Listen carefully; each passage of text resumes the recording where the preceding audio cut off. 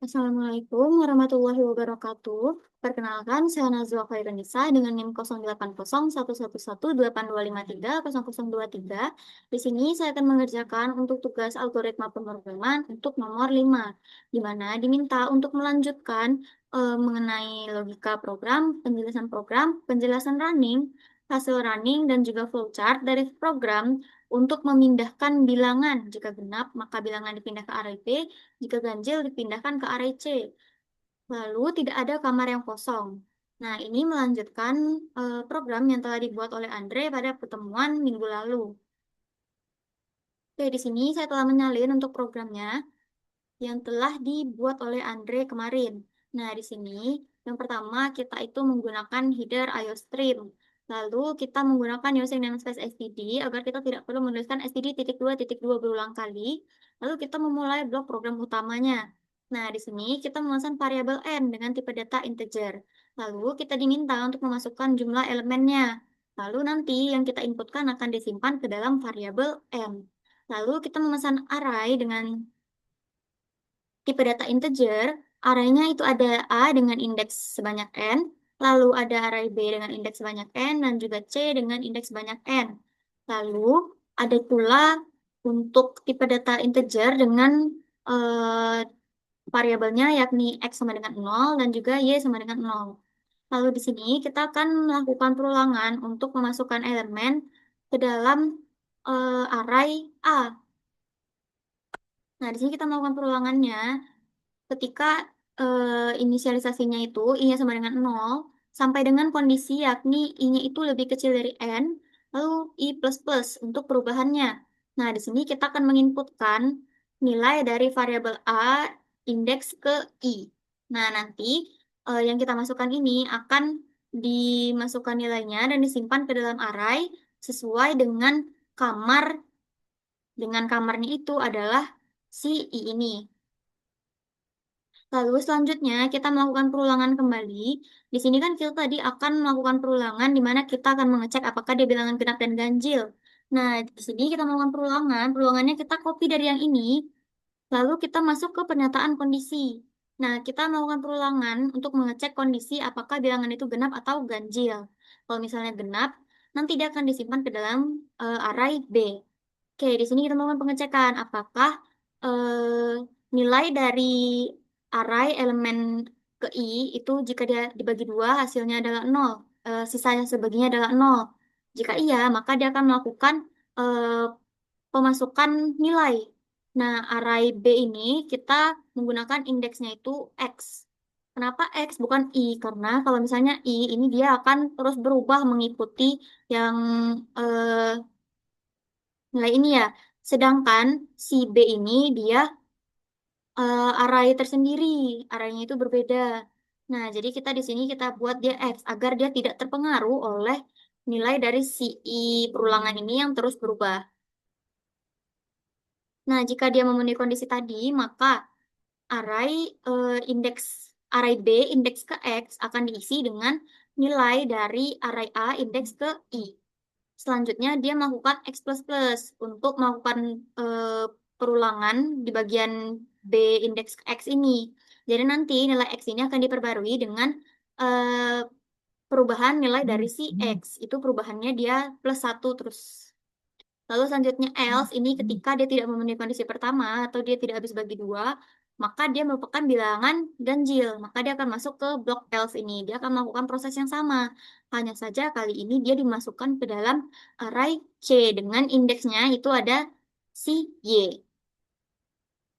Selanjutnya, kalau misalnya dia merupakan bilangan ganjil, maka array C dengan indeks ke Y ini akan dimasukkan dengan nilai A dari indeks ke I. Lalu dia melakukan Y++ atau Y+1. Oke, selanjutnya kita akan menampilkan elemen si B dan juga elemen si C. Caranya dengan kita melakukan perulangan lagi. Kita inisialisasi dulu I-nya sama dengan 0, lalu si I-nya ini kecil dari X. Kenapa X? Karena kan tadi di sini indeksnya adalah BX ya. Berarti nilai dari si B ini akan ada sebanyak X barisan.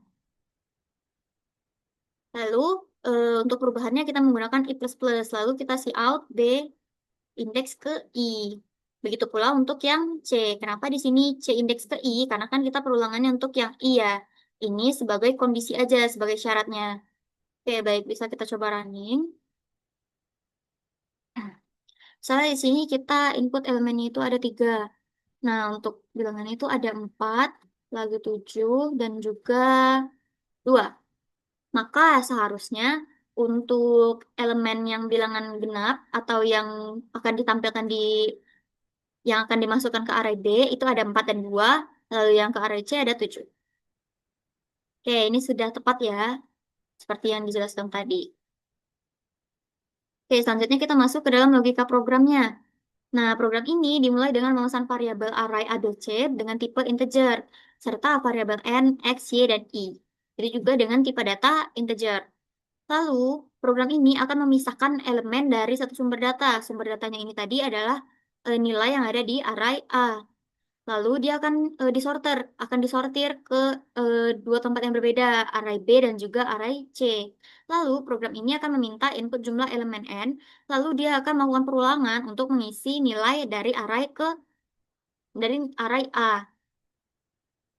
Selanjutnya, program tadi memulai sortir kan, dia memulai sortir menggunakan perulangan. Angka ini akan diperiksa menggunakan operasi modulus. Nah, jika angkanya itu habis dibagi 2 atau dia genap, maka dia akan dipindahkan ke array B pada posisi indeksnya itu yang ditunjukkan oleh variabel X. Lalu X-nya akan bertambah. Kalau misalnya dia ganjil, dia akan dipindahkan ke array C pada posisi yang ditunjuk oleh Y. Lalu hasil akhirnya itu akan ditampilkan nilai dari si array B dan juga si array A. Untuk penjelasan programnya, mungkin tadi sudah dijelaskan pada saat menjelaskan programnya tadi. Mungkin di sini kita bisa skip saja. Kita masuk ke penjelasan running.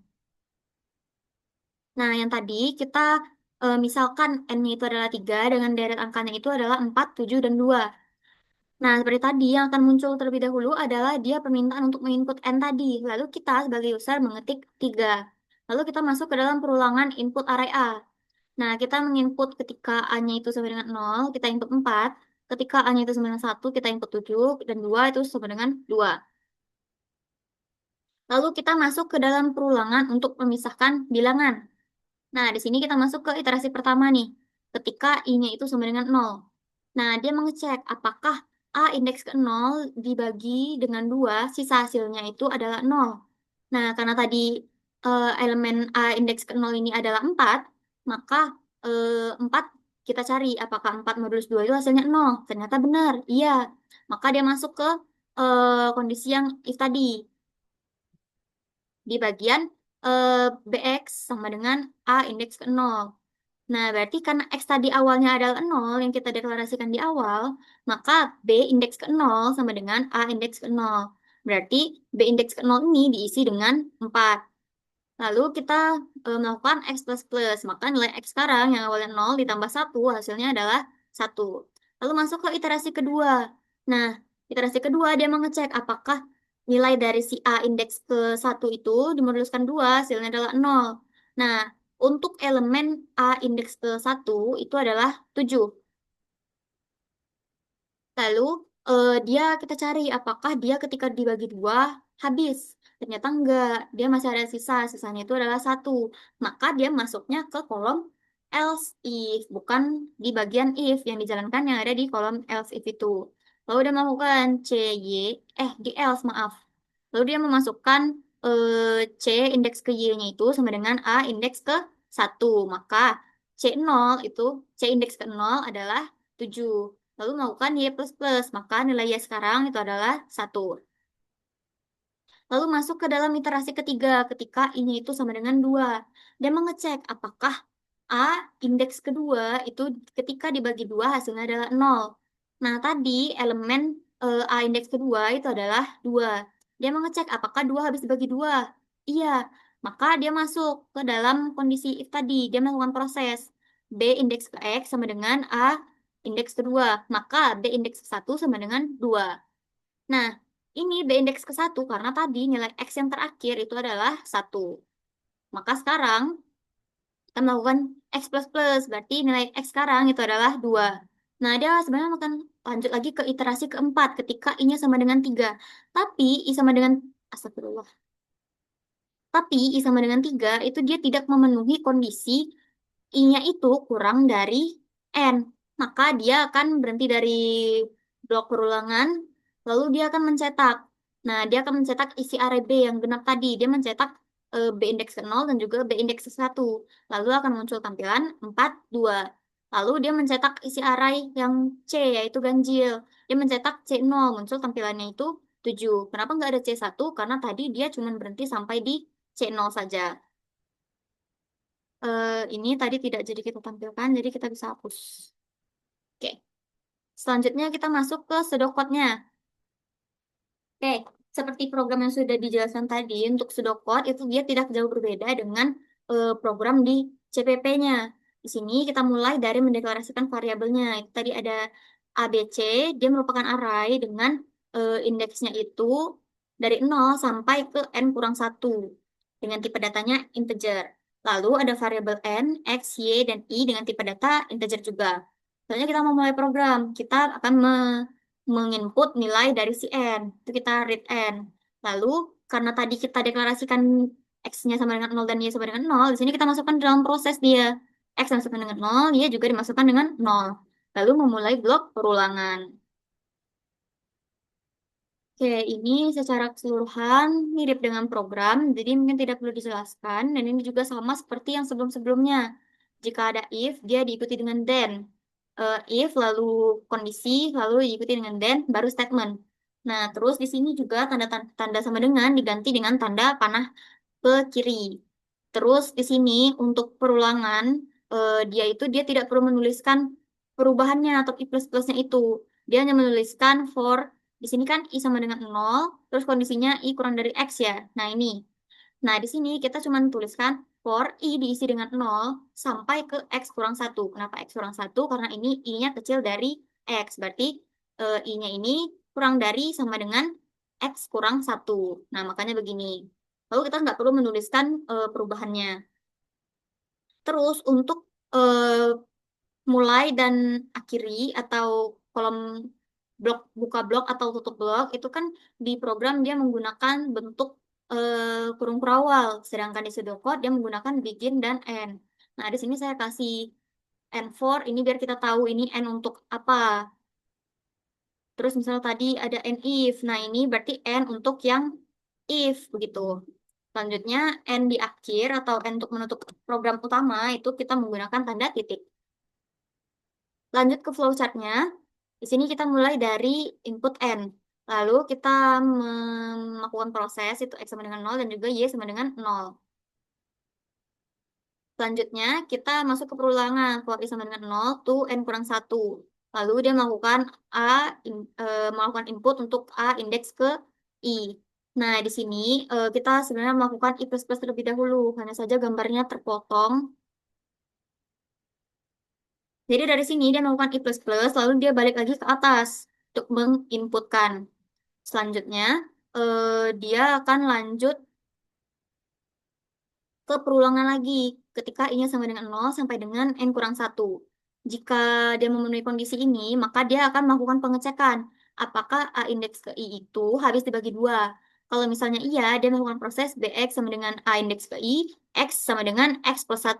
Tapi kalau misalnya salah, dia C indeks ke Y akan diisi dengan nilai A indeks ke I. Lalu dia melakukan Y sama dengan Y tambah 1.